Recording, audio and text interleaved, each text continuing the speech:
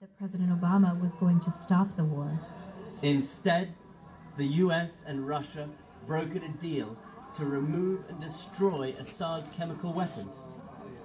But the fighting continued, and indeed so did the chemical attacks, with Assad's forces dropping chlorine gas from helicopters. Nobody here can understand Obama's inaction. We've spoken to many people who were in the gas attacks of Damascus, and we've heard the horrible stories. The choking, the burning throats, the vomiting, the blood from the ears and from the nose, climbing over dead bodies in the middle of the night. And yet, no one came to help them. When a red line was drawn, nothing was done. America promised to help, but they did nothing.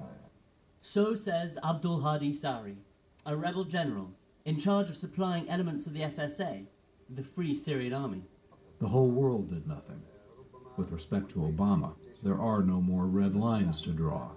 Bashar used more than 78 chemical attacks on Syria, and now he's using chlorine barrels. Recently, on May 14th, President Obama was asked about Assad's alleged use of chlorine barrel bombs.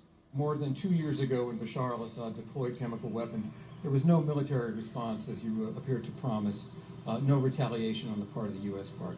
Now there's a possibility that Assad has once again used chemical weapons.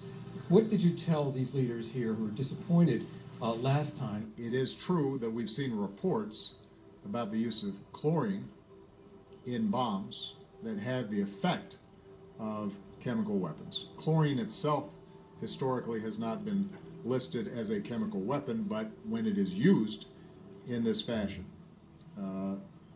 can be considered a prohibited use of that particular chemical. The US and the UN are